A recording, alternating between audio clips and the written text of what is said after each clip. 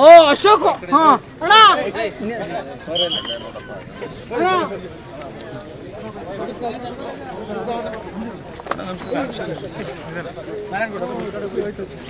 ನಮಸ್ಕಾರ.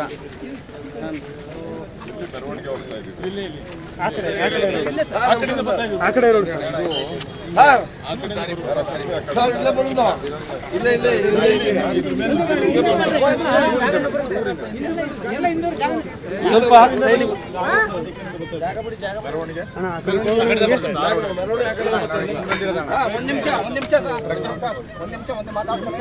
ನನ್ ಕಣ್ ಮುಂದೆ ವಿಚಾರ ಇದು.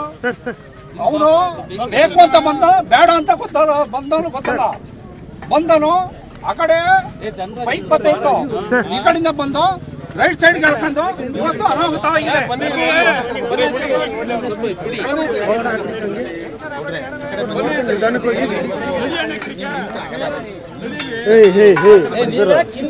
ಮುಂದೆ ಬನ್ನಿ. ಓಪನ್ ಇದಾಗುತ್ತೆ ಬಿಡಿ ಬಿಡಿ.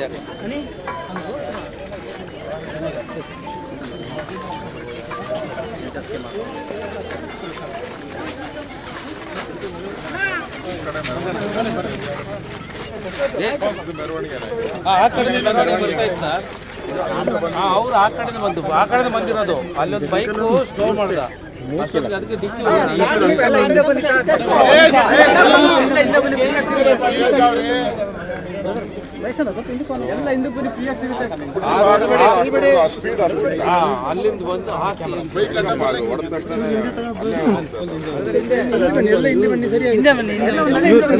ಹಿಂದೆ ಬನ್ನಿ ಅಂತ ಎಲ್ಲ ಸರಿ ಆಗುತ್ತೆ.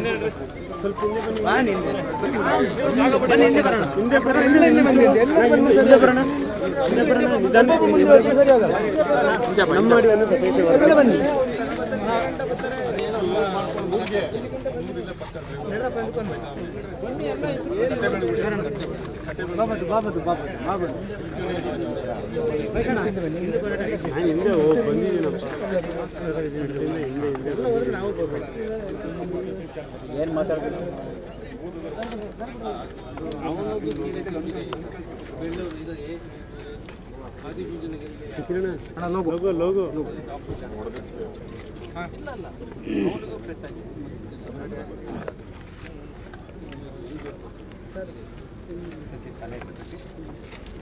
ಸೈಡ್ ಬನ್ನಿ.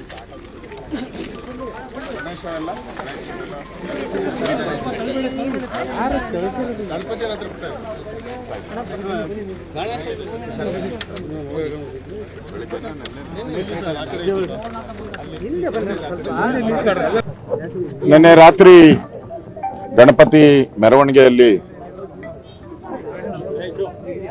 ಒಂದು ರೀತಿ ದೊಡ್ಡ ದುರಂತ ನಡೆದು ಸುಮಾರು 9 ಜನ ಸಾವನ್ನಪ್ಪಿರುವಂಥದ್ದು, ಇನ್ನೂ ಹಲವಾರು ಜನ ಗಾಯಗೊಂಡು ಆಸ್ಪತ್ರೆಯಲ್ಲಿ ಇರ್ತಕ್ಕಂಥದ್ದು. ಇಡೀ ರಾಜ್ಯ ಒಂದು ರೀತಿ ದಿಗ್ಭ್ರಾಂತ ಆಗಿರುವಂತ ಒಂದು ಘಟನೆ. ಯಾಕಂದ್ರೆ ಗಣಪತಿ ಹಬ್ಬ ಒಂದು ಮೆರವಣಿಗೆ, ಅದು ಡಬಲ್ ರೋಡ್ ಇದೆ. ಇಲ್ಲಿ ಸಿಂಗಲ್ ರೋಡ್ ಆದ್ರೆ ಏನೋ ಹೇಳ್ಬೋದು, ಇಲ್ಲಿ ಡಬಲ್ ರೋಡ್ ಇದೆ. ಒಂದು ರೋಡ್ ಬಂದ್ ಆಗಿದೆ, ಇನ್ನೊಂದು ರೋಡಲ್ಲಿ ಮಾತ್ರ ವೆಹಿಕಲ್ ಹೋಗೋಕೆ ಅವಕಾಶ ಮಾಡಿಕೊಟ್ಟಿದ್ದಾರೆ. ಆ ಕಡೆಯಿಂದ ಕ್ರಾಸ್ ಮಾಡಿ ಇಲ್ಲಿ ಬಂದು ಹೊಡೆದಿದ್ದಾರೆ ಅಂದ್ರೆ ಇದು ನಿಜಕ್ಕೂ ಬಹಳ ಅವರ ಆ ಡ್ರೈವರ್ ಯಾವ ಸ್ಥಿತಿಯಲ್ಲಿ ಇದಾನೋ ಗೊತ್ತಿಲ್ಲ. ಅವನು ಏನು ಕುಡ್ದಿದ್ನಾ ಇಲ್ಲೋ ಏನು ಗೊತ್ತಿಲ್ಲ. ಬಟ್ ಹೊಡೆದಿರುವಂತದ್ರಿಂದ ಇಷ್ಟು ಸಾವು ನೋವಾಗಿದೆ. ಗಣೇಶನ ಹಬ್ಬದಲ್ಲಾಗಿರುವಂತ ಘಟನೆ ನಿಜಕ್ಕೂ ಬಹಳ ನೋವು ತಂದಿದೆ. ಈಗಾಗಲೇ ಪ್ರಧಾನಮಂತ್ರಿಗಳು ಸಹ ಇದಕ್ಕೆ ಸ್ಪಂದನೆ ಮಾಡಿದ್ದಾರೆ, ರಾಜ್ಯ ಸರ್ಕಾರನು ಕೂಡ ಸ್ಪಂದನೆ ಮಾಡಿದ್ದಾರೆ. ನನಗೆ ಅನಿಸುವಂಥದ್ದು, ಈಗ ಯಾರು ಕುಟುಂಬಗಳು ಸಣ್ಣ ಸಣ್ಣ ಮಕ್ಕಳು, ಯಾಕಂದ್ರೆ ಭವಿಷ್ಯ ಅವರ ಕುಟುಂಬವನ್ನ ಸಾಕುವಂತ ಜವಾಬ್ದಾರಿ ಆ ಯುವಕರ ಮೇಲಿತ್ತು. ಸೊ ಈ ಕುಟುಂಬಗಳು ಇವತ್ತು ಅನಾಥ ಆಗ್ತಾ ಇದೆ. ಅದಕ್ಕೆ ನಾನು ರಾಜ್ಯ ಸರ್ಕಾರಕ್ಕೆ, ನಾನೇನು ಇದರಲ್ಲಿ ರಾಜಕಾರಣ ಮಾಡುವಂಥದ್ದು ಒಳ್ಳೇದಲ್ಲ. ಇದು ನಾನು ರಾಜ್ಯ ಸರ್ಕಾರಕ್ಕೆ ವಿನಂತಿ ಮಾಡ್ತೀನಿ. ನಾವು ಯಾವ್ಯಾವುದಕ್ಕೋ ದುಡ್ಡು ಕೊಟ್ಟಿದ್ದೀರಿ. ನಾವು ಕೇರಳ ಘಟನೆ ಆದಾಗೂ ಕೊಟ್ಟಿದ್ದೀರಿ, ಬೇರೆ ಬೇರೆ ರಾಜ್ಯದಲ್ಲಿ ಘಟನೆಗಳಾದಾಗ ನಮ್ಮ ಸರ್ಕಾರ ನಾವು ದುಡ್ಡು ಕೊಟ್ಟಿದ್ದೀವಿ. ಅಟ್ಲೀಸ್ಟ್ ಒಂದು 25 ಲಕ್ಷ ಆದರೂ ಕೊಟ್ಟರೆ ಆ ಕುಟುಂಬಗಳಿಗೆ ಒಂದು ಜೀವನಾಧಾರ ಆಗ್ತದೆ, ಬದುಕೋಕೆ ಅವಕಾಶ ಆಗ್ತದೆ. ಸತ್ತಿರೋರು ಬಹಳಷ್ಟು ಜನ ಯುವಕರು ಸತ್ತಿದ್ದಾರೆ. ಗಣಪತಿ ಹಬ್ಬ ಅಂದ್ರೆ ಯುವಕರೇ ಹೆಚ್ಚಾಗಿ ಬರುವಂಥದ್ದು, ಯುವಕರು ಮಕ್ಕಳು. ಒಬ್ಬರಂತೂ ಇಂಜಿನಿಯರಿಂಗ್ ವಿದ್ಯಾರ್ಥಿ ಇದ್ದಾನೆ. ಅಂದ್ರೆ ರಾಜ್ಯ ಸರ್ಕಾರ ಒಂದು 25 ಲಕ್ಷ ಕೊಡಬೇಕು ಅನ್ನೋ ಆಗ್ರಹವನ್ನು ಮಾಡ್ತೀನಿ. ನಾನು ಜಿಲ್ಲಾಧಿಕಾರಿಗಳಿಗೂ ಮಾತಾಡ್ತೀನಿ. ಈಗ ಪ್ರಪೋಸಲ್ ಮಾಡಿ ಸರ್ಕಾರ ಒಂದು 25 ಲಕ್ಷ ಕೊಡ್ಲಿ ಅವ್ರಿಗೆ. ಮತ್ತೆ ಗಾಯಾಳುಗಳೇನಿದ್ದಾರೆ ಅವರ ಪೂರ್ತಿ ಚಿಕಿತ್ಸೆಯನ್ನು ಈಗಾಗಲೇ ಸರ್ಕಾರ ಭರಿಸ್ತೀನಿ ಅಂತ ಹೇಳಿದ್ದಾರೆ. ನಾನು ಕೂಡ ಅಲ್ಲಿ ಹೋಗಿ ಆಸ್ಪತ್ರೆಗೆ ಭೇಟಿ ಮಾಡ್ತೀನಿ. ಒಟ್ಟಾರೆ ಈ ಘಟನೆ ನಿಜಕ್ಕೂ ಮುಂದೆ ಗಣಪತಿ ಹಬ್ಬ ಮಾಡೋ ಅಂಥದ್ದು ಸಂದರ್ಭದಲ್ಲಿ ಪೊಲೀಸ್ ಇಲಾಖೆನೂ ಸ್ವಲ್ಪ, ನಾನೇನು ಆಪಾದನೆ ಮಾಡಲ್ಲ, ಇಲ್ಲಿ ನಾನು ಬಂದಿರೋದು ಆಪಾದನೆ ಮಾಡೋಕ್ಕಲ್ಲ, ನಾನು ಸಾಂತ್ವನ ಹೇಳಕ್ ಬಂದಿದ್ದೀನಿ. ಪೊಲೀಸ್ ಇಲಾಖೆಗಳು ಕೂಡ ಈ ಥರದ ಮೆರವಣಿಗೆ ಸಂದರ್ಭದಲ್ಲಿ ಇಷ್ಟೊಂದು ಜೋರಾಗಿ ವೆಹಿಕಲ್ ಬಂದಿದೆ, ಸ್ವಲ್ಪ ಮುಂಜಾಗ್ರತೆ ವಹಿಸ್ಬೇಕಾಗಿತ್ತು. ಅವ್ರನ್ನ ಅಲ್ಲೇ ಸ್ಲೋ ಮಾಡಿದ್ರೆ, ಅವ್ನು ಬರ್ತಾ ಇರೋವಾಗೆ ಸ್ಲೋ ಆಗಿದ್ರೆ ಗಾಡಿ, ಇಷ್ಟು ಅನಾಹುತ ಆಗ್ತಾ ಇರಲ್ಲ. ಅದರಿಂದ ಇನ್ನು ಮುಂದೆ ಪೊಲೀಸರು ಎಲ್ಲ ಕಡೆನೂ ಕೂಡ ಈ ಮೆರವಣಿಗೆ ಸಂದರ್ಭದಲ್ಲಿ ಒಂದು ಸ್ವಲ್ಪ ಅಲರ್ಟ್ ಇದ್ದು ವೆಹಿಕಲ್ ಬರುವಂಥದ್ದನ್ನ ಭಾಳ ಸ್ಲೋ ಮಾಡಿ ಅಥವಾ ಸ್ಟಾಪ್ ಮಾಡಿ ನಿಧಾನದಾಗ ಹೋಗೋಕ್ಕೆ ಅವಕಾಶ ಮಾಡಿಕೊಟ್ರೆ ಇನ್ನಷ್ಟು ಒಳ್ಳೇದಾಗುತ್ತೆ ಅಂತ ನನ್ನ ಭಾವನೆ. ಈ ಘಟನೆಯಲ್ಲಿ ಯಾರ್ಯಾರು ಸಾವಾಗಿದೆ ಅವರ ಕುಟುಂಬಕ್ಕೆ ಭಗವಂತ ನೋವನ್ನು ಭರಿಸುವಂಥ ಶಕ್ತಿಯನ್ನು ನೀಡಲಿ. ಸರ್ಕಾರ ನಾವಿರ್ಬೋದು, ಇನ್ನೊಂದು ಸರ್ಕಾರ ಇರ್ಬೋದು, ಯಾರೇ ಸರ್ಕಾರ ಇದ್ರೂ ಕೂಡ ಈ ಥರದ ಒಂದು ಘಟನೆ ಮರುಕಳಿಸಬಾರ್ದು. ಅದಕ್ಕೆ ಸರ್ಕಾರದ ಸರಿಯಾದಂಥ ಒಂದು ಸುತ್ತೋಲೆಯನ್ನು ಹೊರಡಿಸ್ಬೇಕು. ಗಣಪತಿ ಮೆರವಣಿಗೆ ಆದಾಗ ಪೊಲೀಸರು ಏನೇನು ಕ್ರಮ ತೆಗೆದುಕೊಳ್ಬೇಕು ಅನ್ನೋ ಒಂದು ಸುತ್ತೋಲೆಯನ್ನು ಇಡೀ ರಾಜ್ಯದಲ್ಲಿ ಹೊರಡಿಸಿದ್ರೆ ಈ ಥರದ ಘಟನೆ ಇನ್ನು ಮುಂದೆ ಆಗಕ್ಕೆ ಅವಕಾಶ ಆಗಲ್ಲ. ಅದರಿಂದ ಇದೊಂದು ಎಚ್ಚರಿಕೆ ಗಂಟೆ ಅಂತ ನನ್ಗೆ ಅನಿಸ್ತದೆ. ಸ್ಥಳೀಯರ ಆರೋಪ ಏನಂದ್ರೆ ಇಲ್ಲಿ ಹಂಸ ಒಂದು ಸರ್, ಆಮೇಲೆ ಏನ್ ಮೃತಪಟ್ಟಿದ್ರೆ ಅವ್ರು ಬಹುತೇಕ ಬಡವ್ರ ಮನೆ ಮಕ್ಕಳು ಅಂತ ಹೇಳಿ ಅವ್ರಿಗೆ ಪರಿಹಾರ ಹೆಚ್ಚು ಕೊಡಬೇಕು ಸ್ಥಳೀಯರದ ಒಂದು ಆಗ್ರಹ ಇದೆ ಸರ್.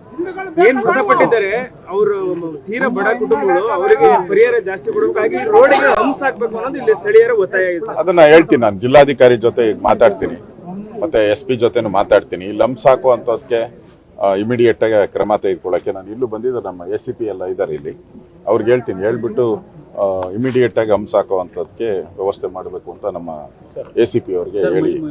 CM ಅವರು ಹೇಳಿದ್ದಾರೆ ಸರ್, 5 ಲಕ್ಷಕ್ಕಿಂತ ಹೆಚ್ಚಾಗಿ ಪರಿಹಾರ ಕೊಡ್ಲಿಕ್ಕಾಗಲ್ಲ. ಈಗಾಗಲೇ ಈ ಹಿಂದೆ BJP ಇತ್ತು, ಅವ್ರ ಕಾಲದಲ್ಲಿ ಈ ತರದ ಘಟನೆಗಳಾಗಿದೆ, ಪರಿಹಾರ ಕೊಟ್ಟಿದ್ರು ಅನ್ನೋ ಪ್ರಶ್ನೆ ಮಾಡಿದ್ದಾರೆ. ನೋಡಪ್ಪ, ಇದರಲ್ಲಿ ನಾನು ರಾಜಕಾರಣ, ನಾನು ಮಾನವೀಯತೆ ದೃಷ್ಟಿಯಿಂದ ಒಂದೊಂದು ಕೇಸು ಒಂದೊಂದು ಡಿಫ್ರೆಂಟ್ ಇರ್ತದೆ. ಬಡವರಿದ್ದಾಗ ನಾವು ಸ್ವಲ್ಪ ಸಹಾಯ ಮಾಡಬೇಕು. ಉದಾಹರಣದಿಂದ ಏನೋ ಯಾರು ಸಾಹುಕಾರದಾಗಿದ್ರೆ ಅದಕ್ಕೆ ನಾವು ಮಾಡಿದ್ರು ನಡೆಯುತ್ತೆ, ಮಾಡದೇ ಇದ್ರೂ ನಡೆಯುತ್ತೆ. ಅದರಿಂದ ಬಡವರಿರೋದ್ರಿಂದ ಮಾಡಬೇಕು. ಅದನ್ನ ನಾನು ಜಿಲ್ಲಾಧಿಕಾರಿಗಳಿಗೆ ಮಾತಾಡಿ ಸರ್ಕಾರಕ್ಕೆ ಪ್ರಪೋಸಲ್ ಕಳಿಸುವಂತ ವ್ಯವಸ್ಥೆ. ಅದನ್ನ ನಾನು ಈಗಾಗಲೇ ಹೇಳಿದ್ದೀನಲ್ಲ, ಮುಂದೆ ಈ ಥರದ ಘಟನೆ ಆಗದ ರೀತಿಯಾಗಿ ಸರ್ಕಾರ ಒಂದು ಸರ್ಕ್ಯುಲರ್ ಅನ್ನ ಹೊರಡಿಸಬೇಕು. ಮೆರವಣಿಗೆಗಳಾಗೋ ಸಂದರ್ಭದಲ್ಲಿ ಪೊಲೀಸರು ಏನೇನು ಮುಂಜಾಗ್ರತೆ ತೆಗೆದುಕೊಳ್ಳಕ್ಕೆ, ಆಗ ಈ ಥರದ ಘಟನೆ ಮರುಕಳಿಸಲ್ಲ. ಈಗಲೂ ಅಷ್ಟೇ ಪೊಲೀಸರು ಒಂದು ಅಲ್ಲೇ 2 ಕಡೆ ನಿಂತಿದ್ರೆ ರೋಡ್ ಅವ್ರೇನ್ ತಿಳ್ಕೊಂಡ್ಬಿಟ್ಟಿದ್ದಾರೆ, ಮಧ್ಯೆ ಬ್ಯಾರಿಕೇಡ್ ಇದೆಯಲ್ಲ, ಯಾರು ಬರಲ್ಲ, ಈ ಕಡೆ ಆ ಕಡೆ ಬರಲ್ಲ ಅಂತ ಅವರು ಒಂದು ಇಮ್ಯಾಜಿನೇಷನ್. ಬಟ್ ಅದು ದಾಟಿನೂ ಕೂಡ ಬಂದಿದೆಯಲ್ಲ, ಅದರಿಂದ ಇದ್ರ ಬಗ್ಗೆನೂ ಎಚ್ಚರಿಕೆ ವಹಿಸ್ಬೇಕಾಗ್ತದೆ. ದಾಟಿನೂ ಕೂಡ ಬರ್ಬೋದು ಅನ್ನೋದು ಒಂದು ಎಚ್ಚರಿಕೆಯನ್ನು ಕೂಡ ವಹಿಸ್ಬೇಕಾಗ್ತದೆ. ಅದರಿಂದ ಸರ್ಕಾರ, ನಾನು ಮಾತಾಡ್ತೀನಿ, ಸರ್ಕಾರದ ಹೋಮ್ ಮಿನಿಸ್ಟರ್ ಜೊತೆ ನಾನು ಮಾತಾಡ್ತೀನಿ. ಇಲ್ಲಿ ಜನ ಏನು ಹೇಳಿದ್ದಾರೆ, ಜನರ ಭಾವನೆ ಏನಿದೆ, ಆ ಜನರ ಭಾವನೆಯನ್ನು ಕೂಡ ನಾನು ಹೋಮ್ ಮಿನಿಸ್ಟರ್ ಜೊತೆ ಮಾತಾಡ್ತೀನಿ. ಮತ್ತೆ ಅದಾದ್ಮೇಲೆ ನಾನು ಅವರು ಆಗಿರೋ ಸಾವಿನ ಮನೆಗೂ ಹೋಗ್ತೀನಿ, ಭೇಟಿ ಆಯ್ತೀನಿ. ಅದಾದ್ಮೇಲೆ ಆಸ್ಪತ್ರೆಗೆ ಹೋಗಿ ಭೇಟಿ ಮಾಡಿ ಅಲ್ಲಿ ಆಸ್ಪತ್ರೆಯಲ್ಲಿ ಇರ್ತಕ್ಕಂಥ ಗಾಯಗಳಿಗೆ ಸರಿಯಾದಂಥ ಚಿಕಿತ್ಸೆ ಸಿಗೋ ರೀತಿ ಅಲ್ಲಿ ಇರುವಂತಹ ಡಾಕ್ಟರ್ಗಳಿಗೆ ಇದು ಕೊಡ್ತೀನಿ. ಮತ್ತೆ ಯಾರ್ಯಾರಿಗೆ ಕಷ್ಟ ಆಗುತ್ತೆ ಅದನ್ನೆಲ್ಲ ಮೈಸೂರು ಅಥವಾ ಬೆಂಗಳೂರಿಗೆ ಶಿಫ್ಟ್ ಮಾಡಿ ಅವರಿಗೆ ಸರಿಯಾದಂಥ ವೈದ್ಯಕೀಯ ವ್ಯವಸ್ಥೆ ಕೊಡಬೇಕು. ಅದನ್ನು ಕೂಡ ನಾನು ಜಿಲ್ಲಾಧಿಕಾರಿಗೆ ಅಲ್ಲಿ ಆಸ್ಪತ್ರೆಗೆ ಭೇಟಿ ಮಾಡಿದ್ಮೇಲೆ ಅವರ ಕಂಡೀಷನ್ ನೋಡಿ ನಾನು ಆ ಪೇಷಂಟ್ಸ್ ಯಾರ್ಯಾರಿದ್ದಾರೆ ಅವರ ಬಂಧುಗಳು ಅವರ ಭಾವನೆಗಳನ್ನು ತಿಳ್ಕೊಂಡು ಜಿಲ್ಲಾಧಿಕಾರಿಗೆ ಹೇಳಿ ಶಿಫ್ಟ್ ಆಗುವಂಥ ವ್ಯವಸ್ಥೆಯನ್ನು ಮಾಡಿಸ್ತೀನಿ.